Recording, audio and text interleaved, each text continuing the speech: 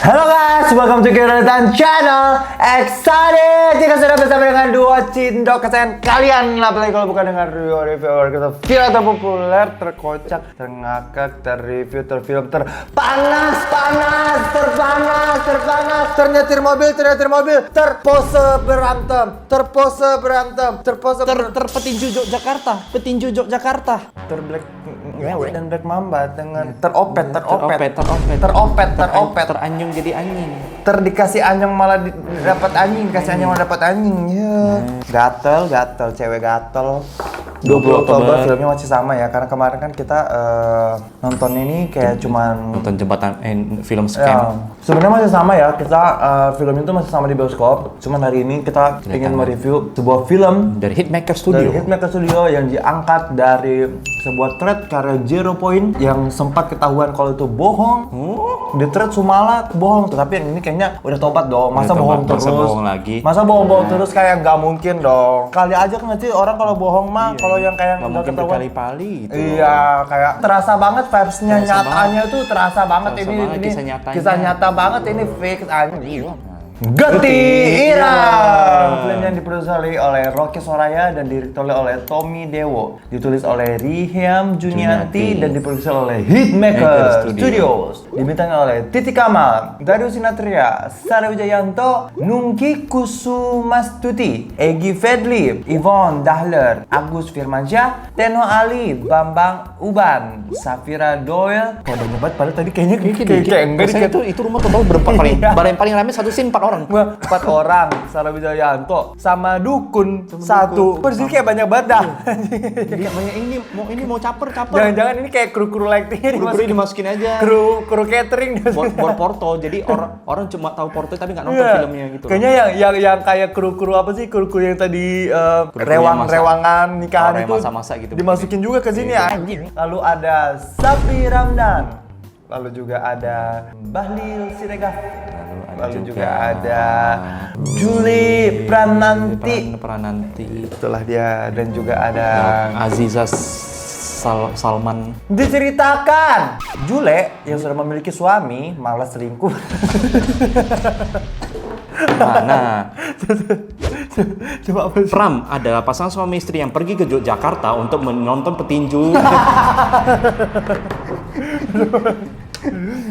Diceritakan Pram dan Rina adalah pasangan suami istri yang sangat mendambakan anak.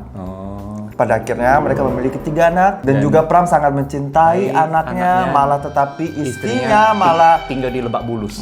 tinggal di Lebak Bulus dan pergi ke Jogja untuk menonton petinju. Ini film yang satu ini berjudul Opet Ireng. Opet Ireng.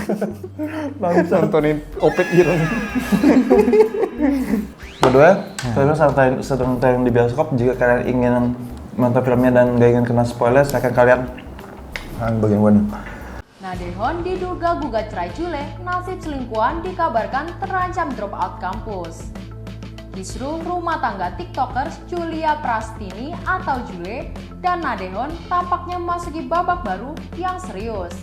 Setelah sempat buka suara dan mengaku tegar demi anak, Dehon kini dikabarkan telah mengambil langkah tegas dan mengugat cerai sang istri. Kabar perceraian ini mencuat dari tulisan akun TikTok Secret Life of Jule pada Senin 20 Oktober. Kalau sudah menonton, silakan kalian kembali ke sini, kita berdiskusi di kolom komentar di bawah. Dan Bang Sapri, hui, Mbak Jule, hanya apa yang kita suka dari film ini?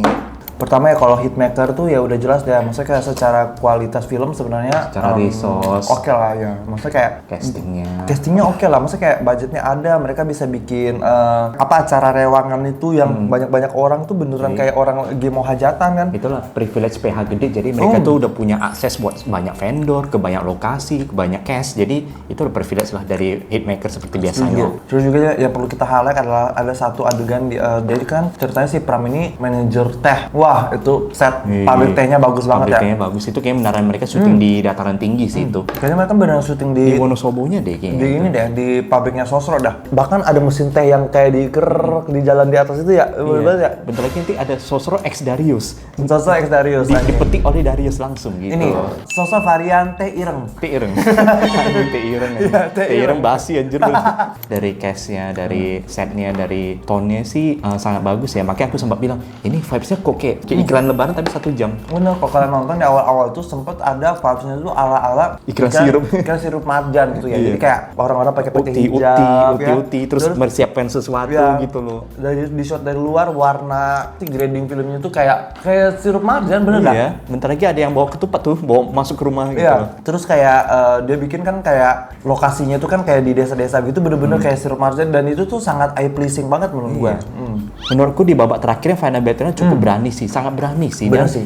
banyak spot-spot yang menarik untuk melakukan aksi dan gore-nya sendiri sih. Dan menurut gue adegan pertengkarannya Darius sama si Sarwijayanto, at least lah 2 jam film ini meskipun hampir 90%-nya bengong dan ngantuk, tetapi kayak itu tuh adegan 10 menit itu ataupun itu berapa kali? 10 menit kali ya. Adegan 10 menit itu tuh cukup membayar ya. Iya, banyak spot-spot menarik dari mereka berantem di ruang tamu, pindah ke dapur, pindah ke halaman belakang, keluar gitu, banyak spot. Terus kayak berantemnya pun nggak sembarang berantem, bener-bener kayak dia tuh hidup dan mati sih, kayak beneran hidup dan mati gitu pukul-pukulan loh, ada yang sampai Dariusnya di gini ke api kompor, terbakar mukanya. Terus kayak Sarwijayantonya tangannya putus gitu. Terus banyak dilempar properti banyak banget yang dilempar. Ditusuk ke pipi terus dicabut sama dia.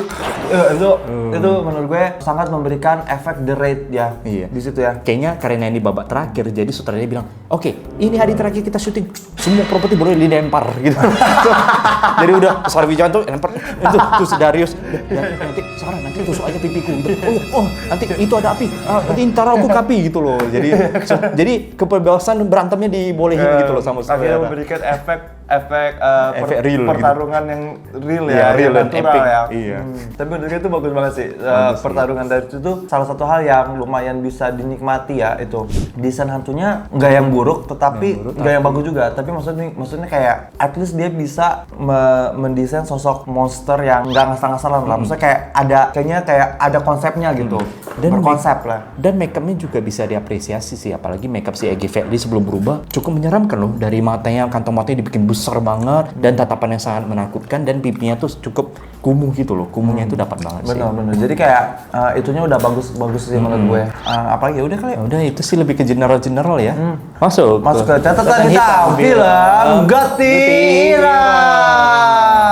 Kalau gue paling gak suka dari film ini adalah scoring musiknya yang bener-bener berisik banget kayak film Dracula atau enggak kayak nying gitu loh. Woi, ada Dwiki, ada Dogi.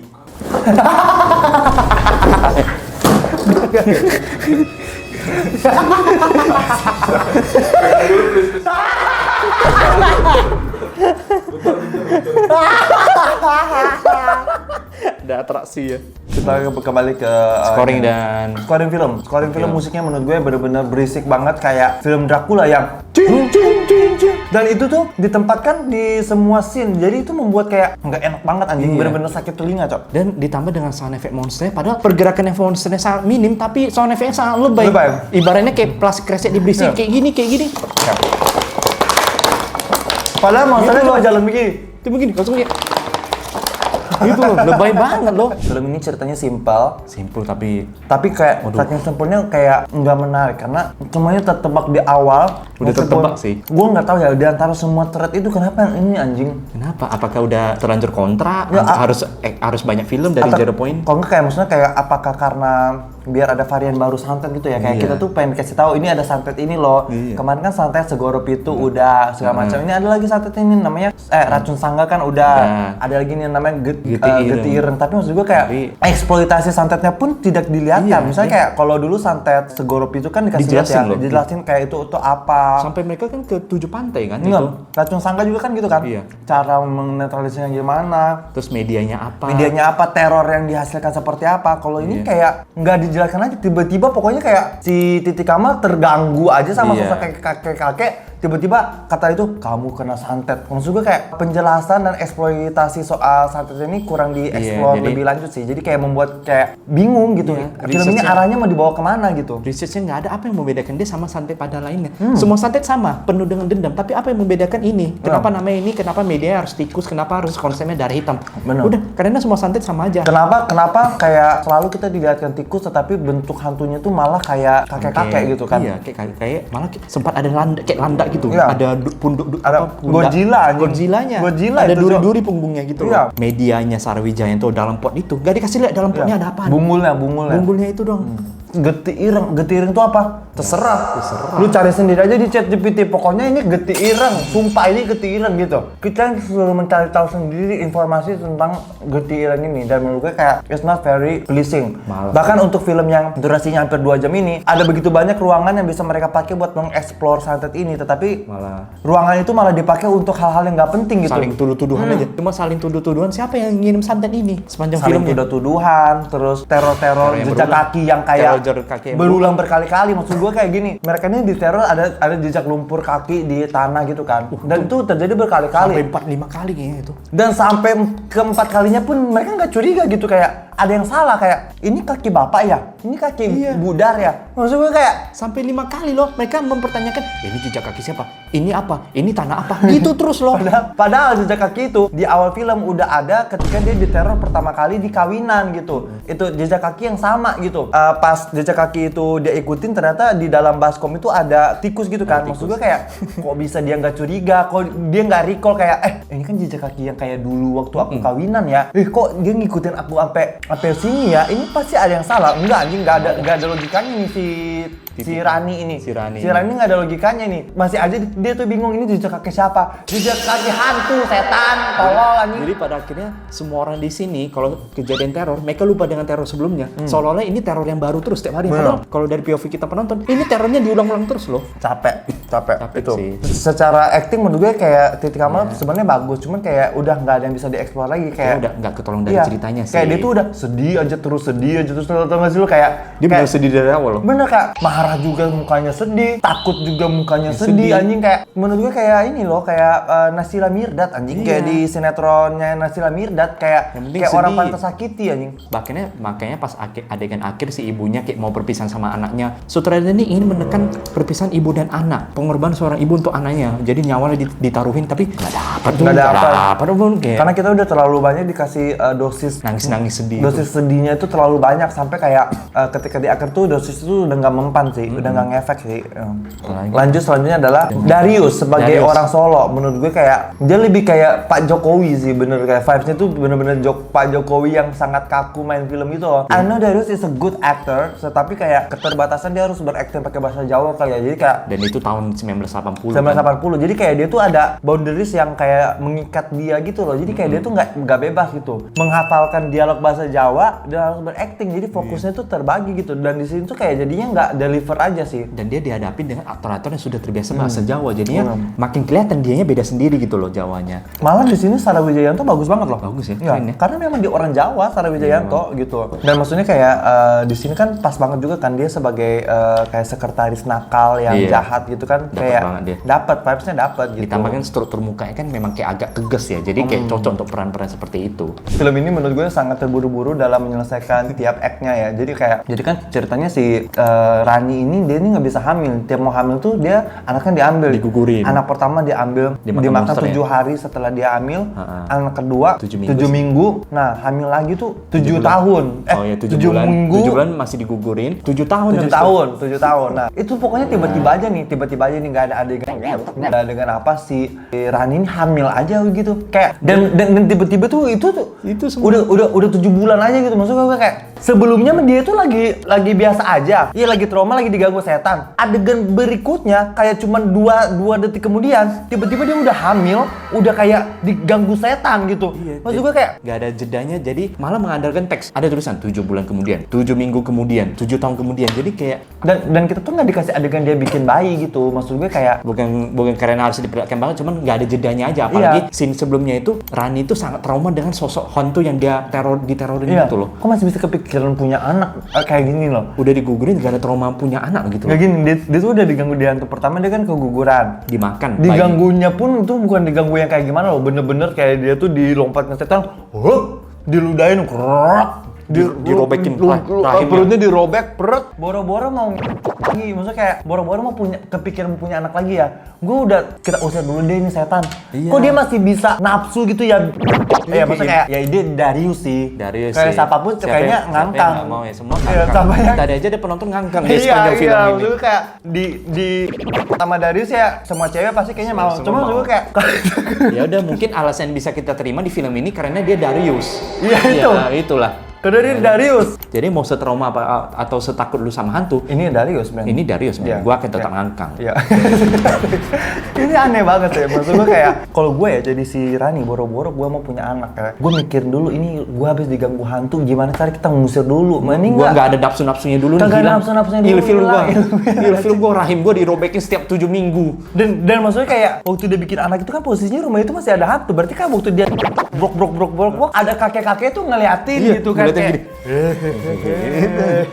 Ambil lagi gitu. Iya, maksud gue kayak itu hal yang menurut gue cukup gak make sense sih. Karena adegan berikutnya tuh tiba-tiba dia udah hamil anak kedua aja. Nggak ada angin, nggak ada hujan, tiba-tiba kayak hamil anak kedua. Udah gitu, nggak ada angin, nggak ada hujan, tiba-tiba anak keduanya udah lahir, udah umur 7 tahun. Tiba-tiba udah gede, Iya. tiba-tiba jadi pendiam. Jadi pendiam, jadi kayak jadi introvert itu. Di akhir film kan si Mawar itu bilang kayak si Mawar tuh which is si Sarwijayanto ya. Si Mawar tuh bilang, jadi ceritanya gini, intinya zaman dulu si Darius ini selingkuh lah dia sama si Asisten dia, Sarwijayanto. Tapi cuman icilik bos aja. Di posisinya dia sedang pacaran sama si Rani. Sama si Rani. Dia bentar lagi mau dinikah. Belum nikah nih, cuman jadi kayak pas dia ini kan ditugaskan di luar kota. Cuman LDR lah ya. icilik gitu doang kan. Akhirnya si Mawar bilang, "Kamu yakin mau sama Rani? Mending aku di sini sudah ada terus. Iya, sudah ada buat kamu, mending aku gitu." Terus kata Darius, "Nantilah saya pikirkan." Ternyata si Rani akhirnya dia resign dari kerjanya, beneran mau merit sama Darius kayak, "Saya harus nikahin Rani karena Rani sampai mau resign dia kayak aku akan menikah gitu."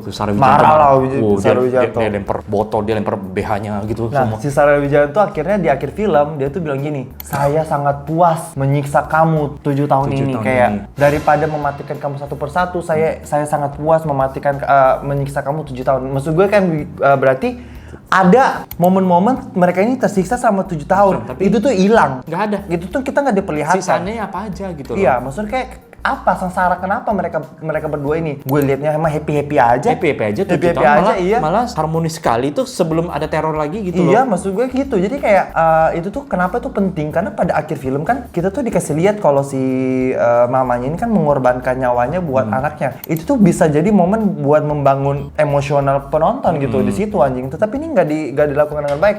Ruangan 2 jam itu gue nggak tahu mereka pakai buat apa aja anjing. Iya. Ada kayak satu kali si Darius ini di awal-awal film dia dibuat menjadi sosok yang sangat denial ya, sangat Iya, apatis, sangat kayak nggak percaya hantu. Tetapi Iya. menurut gue berlebihan. Berlebihan sekali nggak percaya hantunya. Let's say kayak si Rani udah Dari hamil, robek ya? udah hamil terus dia keguguran. Kegugurannya perutnya tercakar-cakar berdarah-darah anjing. Ada bekas robekannya. Bekas itu. robekan di sini, Bu. Robekannya bentuk jari berdarah gitu Terus kan. dia sambil kasih lihat, ini Iya. robek Iya, mas, robek, iki lo mas. Terus kata Darius, "Alah, itu kamu cuma terlalu keras mencengkramnya." Maksud gue kayak kondisi apa yang membuat ibu hamil mencengkram perutnya gitu. Perutnya Maksudnya sendiri. sampai berdarah, sampai robek anjing. Sampai bekas permanen.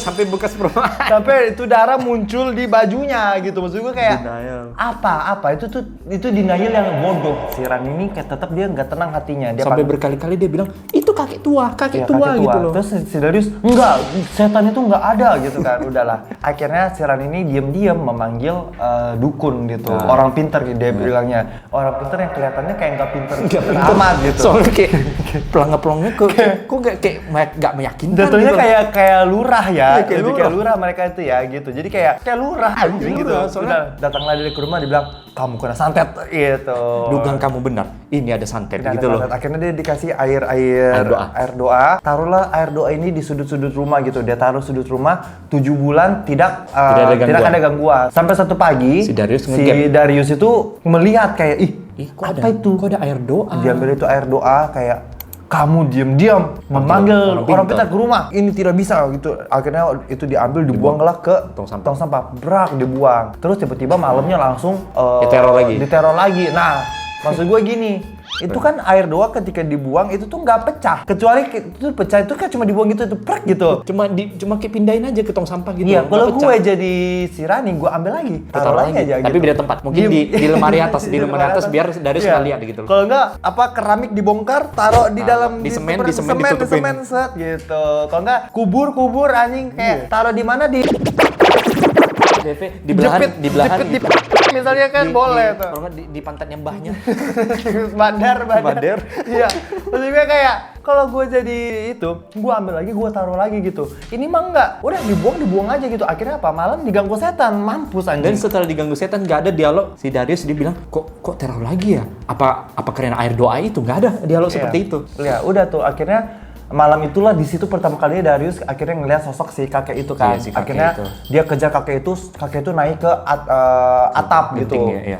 Dikejar sampai ke atap, di center di atap ada bungul gitu, ditemukan ternyata itu bungul. kiriman. Nah, ini juga nih yang aneh nih. Di film ini orang-orang tuh nggak punya sense of urgency ya. Sense of danger nggak ada. Semua bungul, semua benda-benda gaib diambil aja tuh pakai tangan begini. Pegang aja gini. Begini, ada bungul, dipanggil, set diambil. Terus di awal film ya, Pas pernikahan. pas pernikahan kan kayak air buat siraman pengantin itu kan di dalam itu tiba-tiba airnya jadi hitam. Pas dilihat, blub.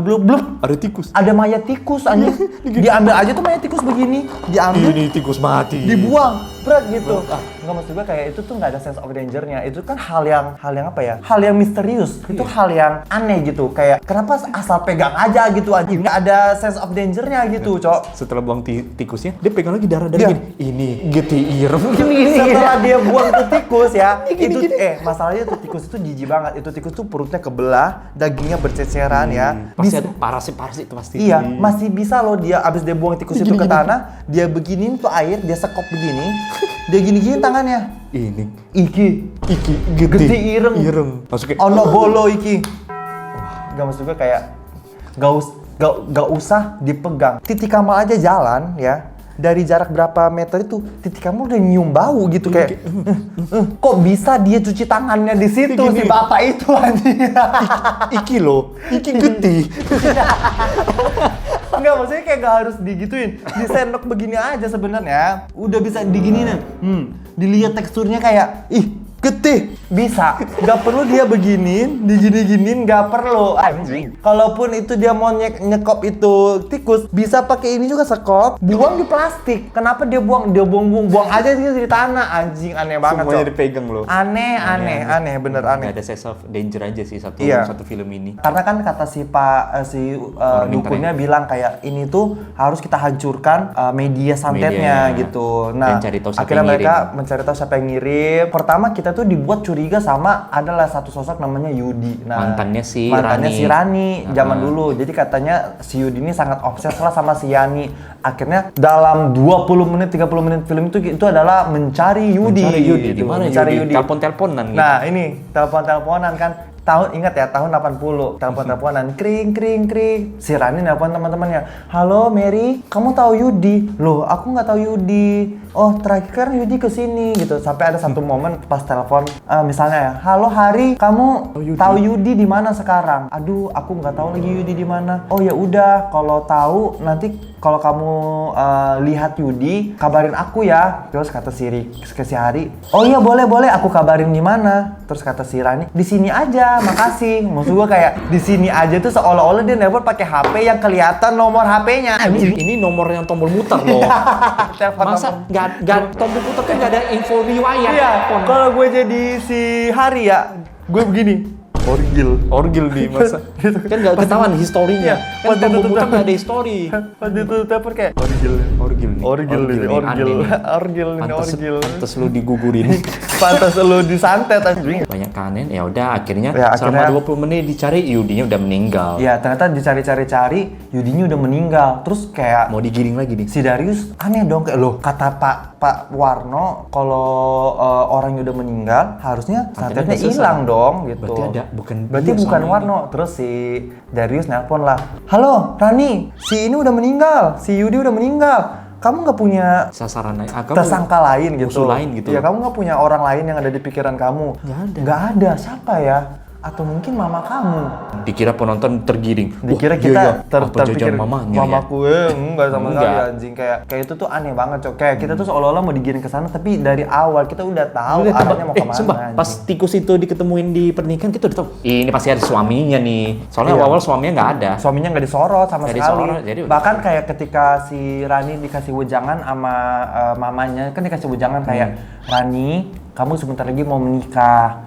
Kalau ada urusan yang belum selesai sama orang-orang, diselesaikan nak gitu. Tapi dialog itu cuman ke Rani. Nah, berarti kan ada yang aneh tuh. Ada yang aneh tuh. Suaminya kenapa nggak dikasih wejangan kayak gitu? Nah udah, Oh, ketahuan udah, anjing. Ya. Pak Jero Poin ketahuan. Ketahuan. Terlalu cetek. Dan akhirnya pas banyak tersangka selama 1 jam itu ya nggak ditemuin, tiba-tiba Darius ngaku sendiri. Iya. Sebenarnya saya ada satu nama. Itu kan penulisnya males banget kan, Males banget, nggak ada planting dari awal. Pokoknya ini nggak ada planning dari awal, tiba-tiba Darius ngaku aja. Sebenarnya Mawar lah yang sudah mengirimkan, padahal jelas-jelas dialognya Mawar itu adalah akan kubuat kau sengsara dan keluargamu. Maksud gue kayak kok dia nggak kepikiran ke situ, kok dia malah kepikiran ke jangan-jangan mama kamu.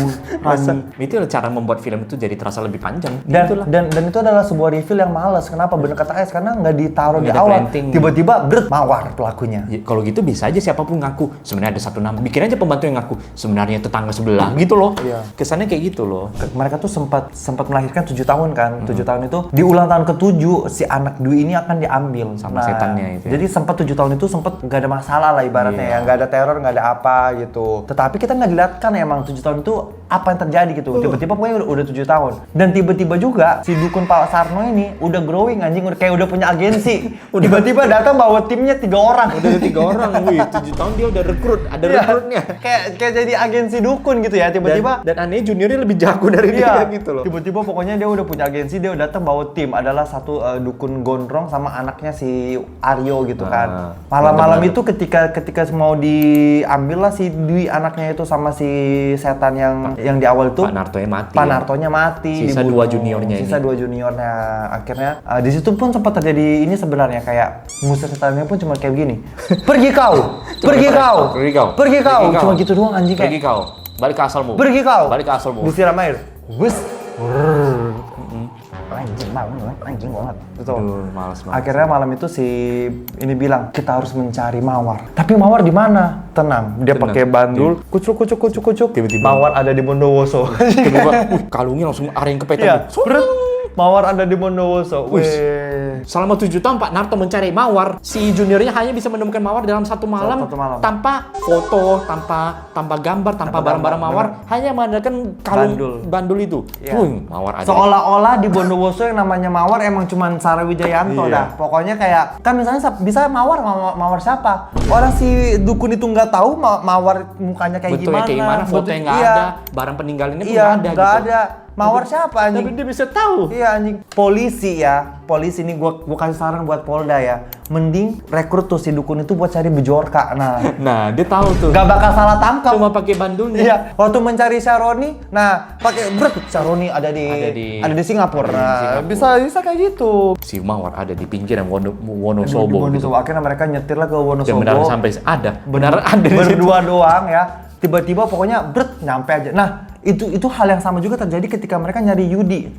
Jadi kayak temennya si Rani ini nelpon kayak Yudi ada di Selawi. Tiba-tiba adegan berikutnya mereka nyampe persis depan rumahnya si Yudi. Dikasih tahu tuh bukan alamatnya loh, kayak Selawi. Nama gitu ya kota. kan. Nama daerah. Nama anjing. daerah. Seolah-olah di Selawi. daerah itu hanya ada satu nama Yudi gitu loh. Iya, sama lah kayak si Mawar. Pokoknya terima beres aja. Film itu kayak males mengeksplor ya. Terima beres aja. Sampailah mereka ke rumahnya Mawar. Akhirnya mereka pergilah ke kuburan. Di situ tuh ada bungul. Bungul. Menggalilah si ini. Akhirnya Mawar si Darius menggali. Terus kata si dukun apa? Bentar ya. Gua ke belakang dulu. Bentar ya Pram. aku ambil ini dulu, ambil skop dulu di mobil. Dia ngambil skop di mobil, digetoklah kepalanya pakai batu, brak. Nah, bodoh. Dukunnya mati di tempat. Goblok, tapi bener juga kalau pinter nggak jadi dukun Iya, anjing. Kalau pinter bodoh banget. kalau pinter jadi scientist anjing. Iya, Bener. Kalau bodoh mah jadi dukun. kan Iya, goblok anjing. Maksudnya ini kayak kenapa dari awal itu kan mereka naik mobilnya sama kecuali mereka pisah mobil. Naik mobilnya sama. Kenapa kan nggak pas turun masing-masing bawa sekop? jadinya. Masa cuma Darius yang bawa sekop? Udah. Dan udah tahu kan, maksudnya kayak udah tahu Bunggul itu dikubur gitu. Jadi kayak kok ketika nyampe baru kepikiran, oh iya ya, aku ambil sekop deh gitu. Itu yang pertama. Dan yang kedua adalah sebenarnya itu kan bukan mau gali kuburan. Gak perlu 2 orang banget juga sebenarnya. Iya. Bukan mau gali kuburan, itu kayak Darius sendiri juga bisa. Darius badannya gede, six pack anjing. Pakai tangannya pun bisa Iya itu. anjing. Gak usah pakai sekop. Diginiin pakai kaki aja gini pakai kaki. Kayak anjing mau kencing gitu loh, anjing Iya, mau kencing. diginiin pakai kaki gitu. Karena kesalahan yang bodoh, akhirnya dukunnya mati dengan bodoh juga gitu loh. Mati dukunnya dibunuh sama si Sarwijayanto anjing. Darius,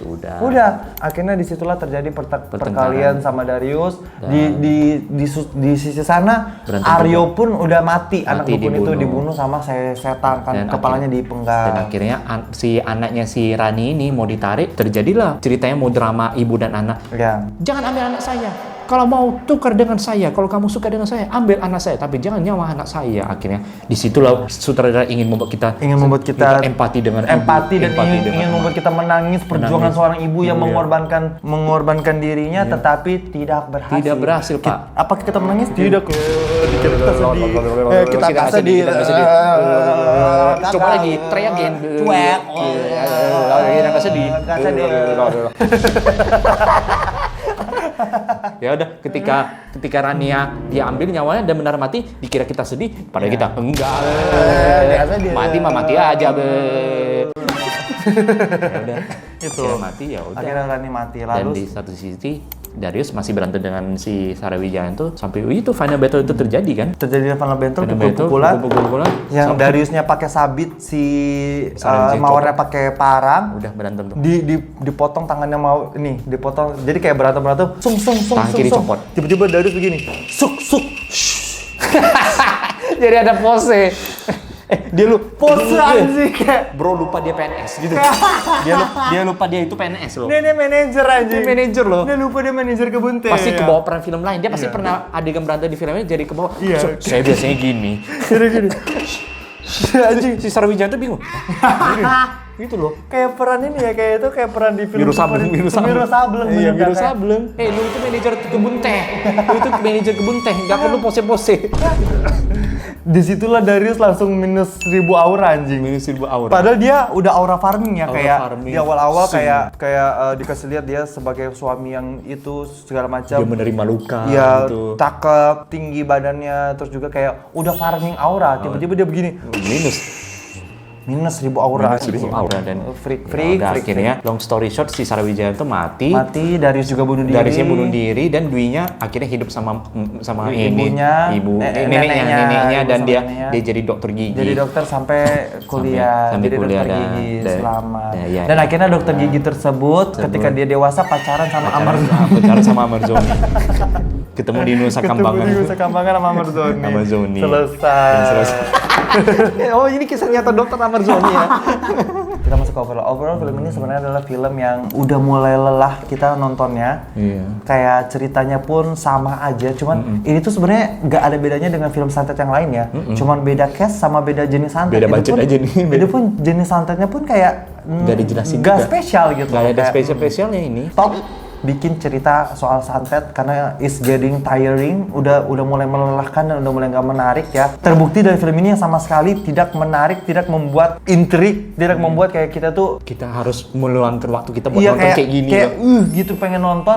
Even baca sinopsisnya pun tidak menolongin kayak menarik, bahkan kayak Jembatan Siratul Mustaqim meskipun filmnya jelek, tetapi kayak dari sinopsisnya pun kita kayak menarik ya, Ini kayak masih pengen oke nonton nih. ya, kayak apa nih filmnya. Ini tuh nggak lihat sinopsisnya aja tuh udah kayak santet lagi Santet gitu, lagi kayak gitu loh. capek gitu. Dan apa yang kalian baca di sinopsis XX1 itu udah the whole movie kayak Udah gitu. the whole movie. Iya. bedanya yaudah di repetitif aja sampai 1 jam 50 menit. Yes, 0 poin kalau mau ngarang jangan ngarang soal santet lagi ya. Tapi emang santet itu paling gampang dikarang sebenarnya. Gampang dikarang sih. Tapi kamu kok bilang karang? Ini kisah nyata di Wonosobo dan Solo. Iya, soalnya kan Pangonong ini juga itu dari Semarang. aku pikir semuanya nggak semua dikarang ya. Ini original dia. Oh, ini original, nggak Ini kisah makanya nyata. Ini makanya viral di thread. Lu itu jangan meremehkan thread aku ya. Aduh, sorry. Kamu fans Zero Point ya? Iya lo nih. Ya overall ini film yang cuma mengandalkan diri sos tapi tidak mengandalkan logika. Jadi banyak sekali adegan-adegan yang tidak berdasarkan logika dan mereka itu malas untuk menceritakan cerita mereka sendiri. Jadi ya udah hanya mengandalkan drama yang repetitif, teror yang repetitif dan mengesampingkan bahwa penonton ini juga pinter loh buat membaca cerita lu, membaca film lu arahnya kemana gitu loh. Iya. Dan orang-orang yang bilang cerita film ini bagus sih ya paling kayak Ya dia karena lihat keluarga dan kerabat-kerabatnya PH dan aktor dan kru-kru yang terlibat doang sih. Gue yakin mereka doang yang bilang bagus. Selebihnya kayak sama fansnya Darius. ya fansnya Darius, fansnya Titi Kamal tuh. Ya, Dan ya itu doang yang bilang bagus sih. Tapi kayaknya kalau penonton umum kayaknya bakalan sama sih pendapatnya sama kita sih kayaknya. Ya, Tapi kayak lagi-lagi pengalaman nonton orang berbeda-beda. Kalau kalian mau buktikan sendiri, coba kalian langsung nonton di bioskop. Harusnya masih ada ya. Ya udah, terima kasih sekian dulu AEDC kali ini. Jangan lupa juga dicek di channel HS ada apa ya? Ada Poci, podcast Sipo, Cina Pulau, jauh terbaik. Ya, jangan lupa juga kalian scroll ini video ke bawah, seret, digeser ke kanan, seret, ada tulisannya hype this video, tolong di hype this video, di hype dan di like, di komen dan subscribe biar channel ini makin banyak subscriber ya. Anjing banget supaya orang bangsat nonton doang biar cepat terkenal dan kita pensiun di Iya YouTube aja. bangsat, nonton doang kagak nge-subscribe, setan semua nih bangsat anjing gitu ya. Dan juga jangan lupa juga di membership ada video-video selain ADC, video heaven lucu-lucuan dan juga seru-seruan semuanya akan tayang di membership ya, video-video selain ADC. Pokoknya di situ random aja. Terima kasih sudah menonton. Mungkin kita ketemu lagi di film berikutnya karena banyak film ya. Kayak film berikutnya ada apa ya? Shutternya Vino Bastian ya kan? Shutter Vino. Ya, sampai ketemu di video berikutnya ya. Bye bye.